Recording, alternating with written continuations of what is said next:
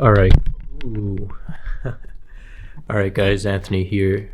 So someone asked me. I saw in the comments somewhere someone wanted my opinion on Ripple. I haven't really looked into it like technically and all that as far as how the protocols work and all that. But I was reading a article on CoinDesk today about their lawsuit with the SEC and them being classified as a security and all that stuff.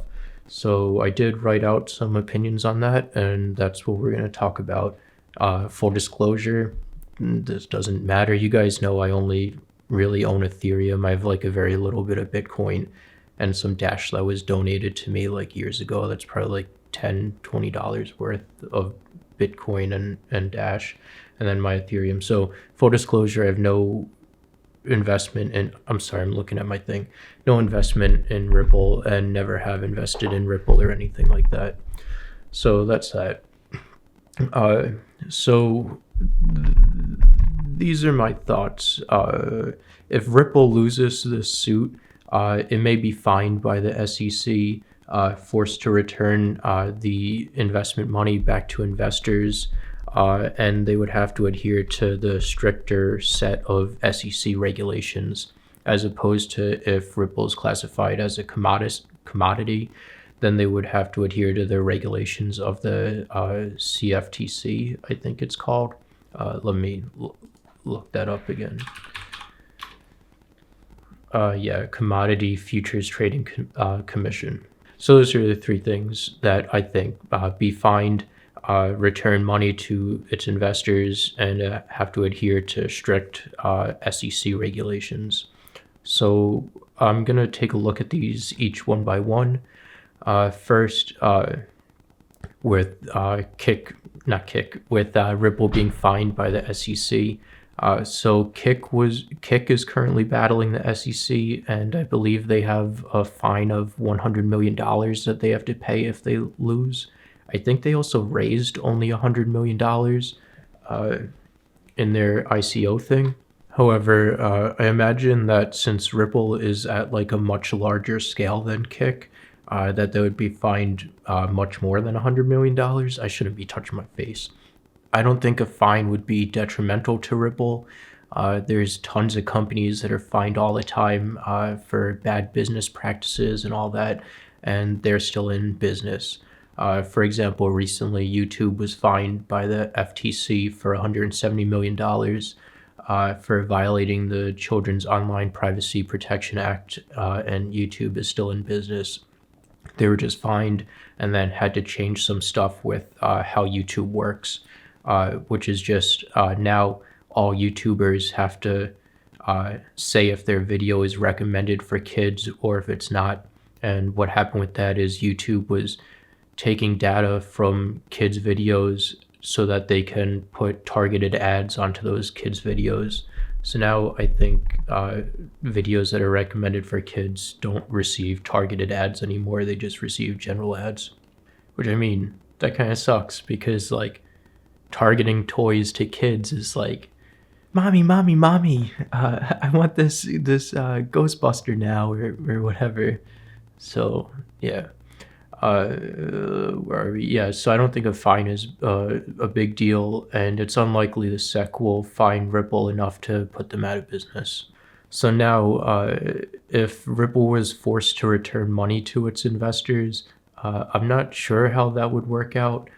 There is like some history of Ripple article document thing. Here's the link is for it in the description. That was talking about Ripple from 2011 to 2013. I don't remember its ICO. I knew like back then Ripple was only sold to like private venture capitalists, and that was the main reason I think that no one liked Ripple, is because it wasn't available and open to the public to invest in, which like it wasn't like a community cryptocurrency like Bitcoin was and all that. So from what I'm reading in this article, they only raised $9 million back in 2013 from these venture capitalists. So I would assume like they would only have to pay back the money that they raised in that time. I haven't looked up if they raised anything after this or anything like that. So maybe they would have to pay if they did do further ICOs to private venture capitalists. They would probably have to pay back that too. But I think that's like mostly, since it's a private company, I think who they sold their ICO to and everything is private. So yeah, so $9 million in 2013 sold to private venture capitalists. Additionally, Ripple also gave out, this doesn't really matter for the topic of this conversation, but also in 2013, Ripple gave out 1,000 XRP to people on Bitcoin Talk forum. That Bitcoin Talk forums was like the main thing where people talked about cryptocurrency and talked about their new protocol ideas or new cryptocurrencies, trying to get people to buy in and support them and all that. And then also Ripple gave out more XRP to something, so as to people participating in the Computing for Good initiative, which essentially it was just participants were given Ripple based on how much computing resources they donated to this project. It was the World Community Grid, I believe it was called. So yeah, those two, like giving out 1,000 XRP to people on Bitcoin Talk, and giving and this other thing for the computing based thing, those weren't sold. So I don't think like users would be given back cryptocurrency or anything if this happens. And then also like there's really not records of like if a consumer or a normal investor buys Ripple online on an exchange or anything, is that really being offered for sale by Ripple, or is it just on the exchange? I don't know. I really don't think that that normal investors, public investors like me or you or whoever would be able to get money back if the SEC wants to force Ripple to give money back to investors. Yeah, so $9 million, that's really like no big deal if the SEC wants to do that or whatever. That's not detrimental to Ripple either. Like I said, if there was more sold in the future after 2013 to private investors or whatever, then that's a different story. So the final one, and this is what I think is the biggest and most important, is if Ripple is labeled as a security. Yeah, so the effects of this is that if the SEC were to label Ripple as a security, then the SEC, the Security Exchanges Commission, will have oversight over Ripple instead of the CTFC having oversight over Ripple if Ripple is a commodity.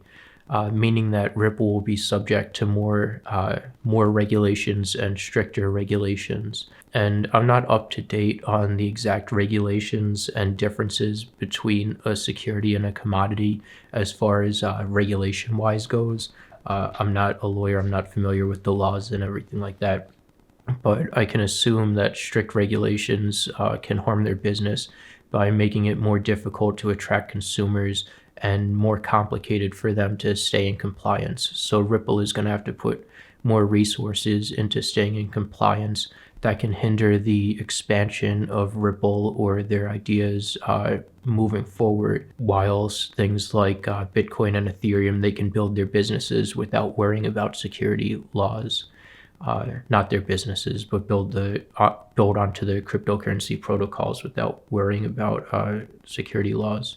And then also more difficult to attract consumers if say you have to follow if Ripple itself has to follow KYC and AML laws, because right now with Bitcoin and Ethereum, like commodities, only the exchanges have to follow KYC and AML laws. Bitcoin and Ethereum don't have to follow them themselves. Anyone that's a money transmitting business has to follow those. So I think this is why Ripple is fighting this suit so aggressively. I think they like really don't want to be labeled as a security, and that may be detrimental to the future of Ripple. if they're labeled as a security. So that's my thoughts on Ripple, at least this little section of Ripple security-wise. Everything's like way too complex to analyze all the time and all that, but that's my thoughts on this little SEC lawsuit thing and how it may affect Ripple in the future. So that's all I have to say about this. Hopefully this video was helpful. Thank you, take care, and goodbye.